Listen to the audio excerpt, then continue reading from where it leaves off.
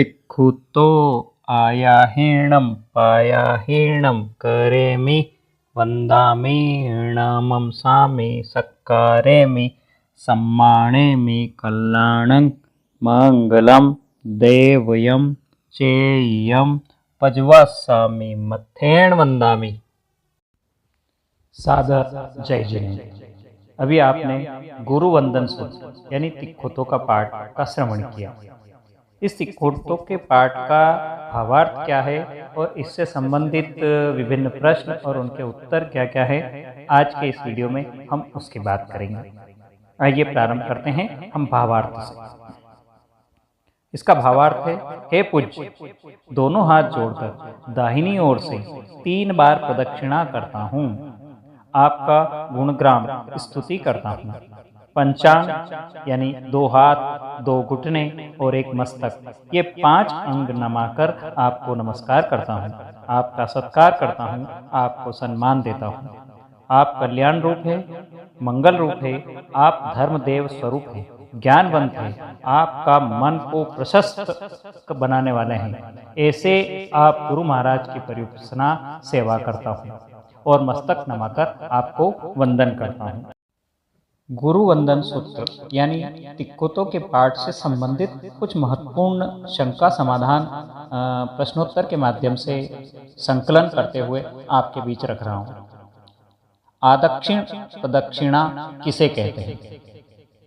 दोनों हाथ को जोड़कर अपने दाएं कान से ऊपर की तरफ ले जाते हुए बाएं कान की ओर ले जाना, इस तरह मस्तक के चारों तरफ घुमाना आदक्षिण प्रदक्षिणा यानी आवर्तन कहलाता है।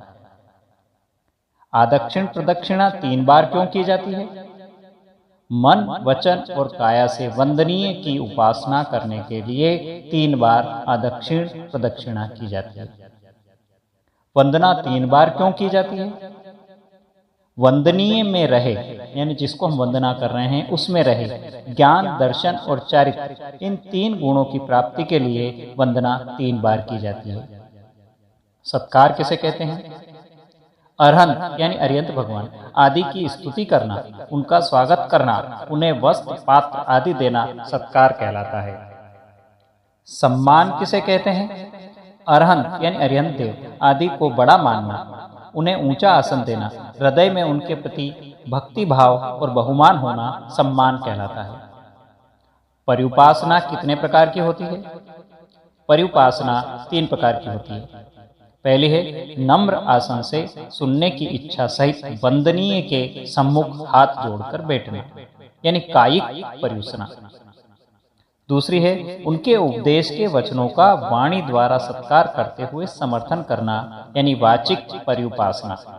और तीसरा है उपदेश के प्रति अनुराग रखते हुए एकाग्र चित्त रखना, मानसिक परिउपासना के क्षेत्र में आता है। परिउपासना से लाभ क्या है?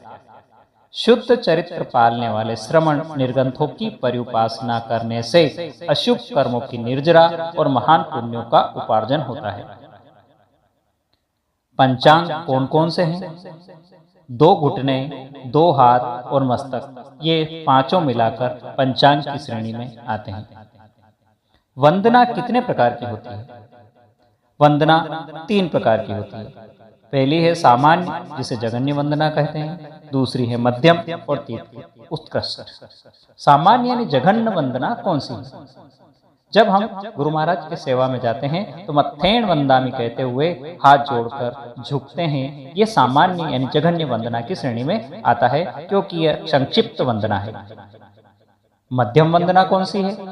गुरु वंदन तिक्खुतो के पाठ से वंदना करना मध्यम वंदना की श्रेणी में आता है। उत्कृष्ट वंदना कौन सी है? इच्छामि खमास्मणों के पाठ से वंदना करना उत्कृष्ट वंदना कहलाती है।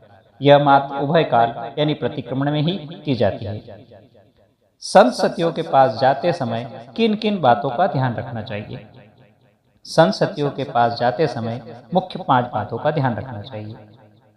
सचित का त्याग हो, यानी संत सतियों के पास जाते समय फल, फूल, बीज, शाक आदि सचित वनस्पति, कच्चा पानी, नमक, सेल की घड़ी आदि साथ में नहीं ले जाना चाहिए। नंबर 2, अचित का विवेक। दर्प यानी अभिमान सूचक वस्तुएं जैसे छत्र, चामर, जूते, शस्त्र, वाहन आदि एक तरफ रखकर तथा अपने कपड़े आदि को व्यवस्थित करके गुरुजनों को वंदन करना अचित विवेक कहलाता है।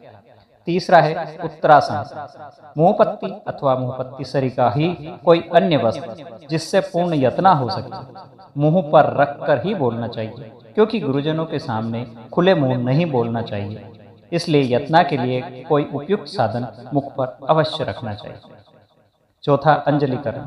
जहाँ से गुरुजन दिखाई दे वहीं से अंजलि यानी दोनों हाथ जोड़ करके विनय करना चौथी बात महत्वपूर्ण बात है। पांचवा मन की एकाग्रता।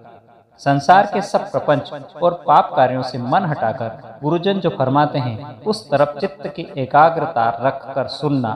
इन 5 अभिगमों साधु साधियों के पास जाते समय ध्यान रखने योग्य बातों का पालन सभी को करना चाहिए। जहाँ महासतिया जी महाराज साहब या बहनों की उपस्थिति हो वहाँ भाई सामायिक के लिए वस्त्र उतारते या पहनते समय उपयोग रखें। ध्यान रखें बहनें झीणे कपड़े पहनकर नहीं आवे अथवा गुरुजन व्याख्यान आदि दे रहे हों, किसी को पढ़ा रहे हों, बाहर गोचरी अथवा आदि पधार रहे हों, उस समय में उनके कार्य में बाधा न पड़े उस प्रकार से जघन्य यानी संक्षिप्त वंदना या दूर से ही वंदना करना चाहिए। सचित का त्याग आदि को आगम की भाषा में क्या कहते हैं? सचित का त्याग आदि 5 बातों का वर्णन भगवती सूत्र शतक 2 उद्देशक 5 औपपातिक सूत्र आदि आगमों में है। वहाँ इन्हें अभिगम कहा जाता है। जय जिनेन्द्र।